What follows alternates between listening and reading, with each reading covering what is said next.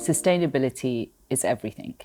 If we don't have sustainability in our minds, I think we become short-termistic. And I think it's fantastic that this centre is called the Budapest Centre for Long-Term Sustainability.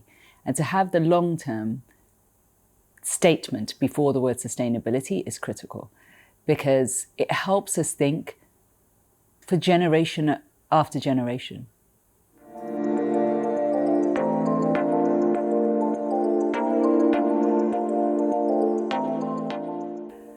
For the present, it feels as though we should have acted and reacted yesterday. But we're dealing with now. And now we have challenges of energy. Obviously, we have COVID challenges, but in terms of sustainability, we have challenges in how we move, our mobility. We have challenges in how we live. We have challenges in how we eat. If you imagine what that means in terms of the knock-on effects, how we farm, how we make sure we have clean water, but water that's really for the future, sustainable water, clean water for generations upon generations.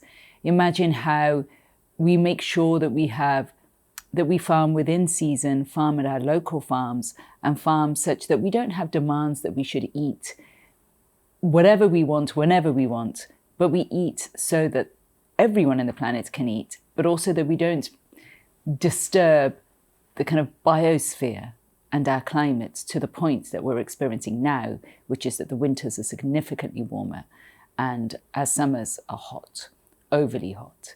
I think we've seen through the forest fires in California, we've seen through the sweep of fires in Australia, and we've seen through the seas rising that there is no tomorrow. We have to act today. So almost, I think the challenges of tomorrow are our challenges of today already.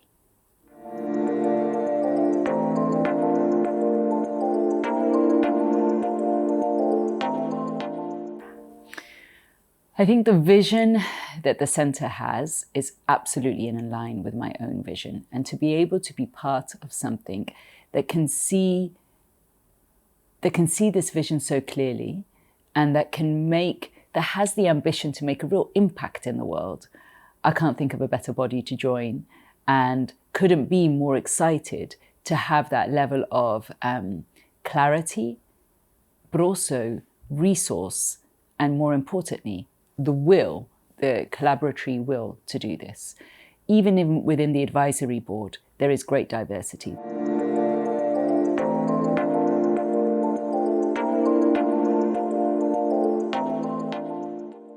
This has been a very iterative process. So it's not that I had a light bulb moment one day, but I do think that when reporting from different parts of the world, I made a deliberate effort to not just see the negative, but to see what each and every society or community was doing well. And if I'm really thinking about how societies operate, we decide and we operate through our values. And so without me realizing, when I was writing about each and every place, I began to realize that I was writing about the values. Perhaps that's not a coincidence, given my work was in values and given what I do with companies and countries is about values. So somehow it all intertwined and dovetailed together, but it was an iterative process.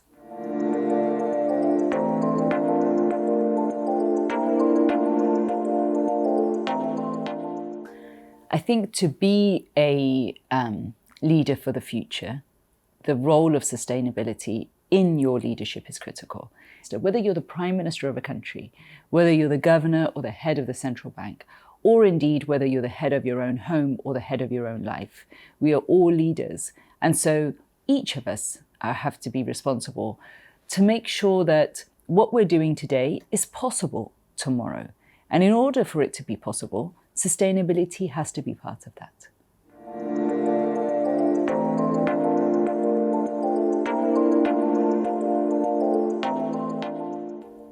Anyone who knows anything about Hungary would see that competitive spirit.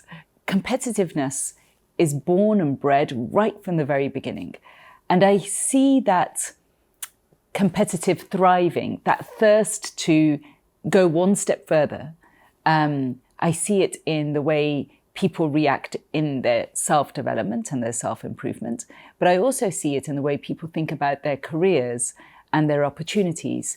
Here, there's only two ways that the momentum goes. It's either forward or backwards. And people aren't prepared to go backwards. People always want to go forward here. And I really appreciate that.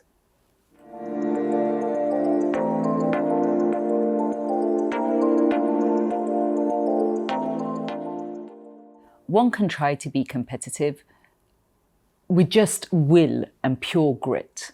But what I see here is this real thirst for knowledge and roots and understanding, and then that competitiveness. It's like an informed competitiveness comes about. And I feel as though in today's age, it's not that you're ignoring digital. You have sustainability and digital hand in hand. But in today's age, I wonder how quickly we all lead to the superficial answer. And it's really nice to see here that this want and need for depth.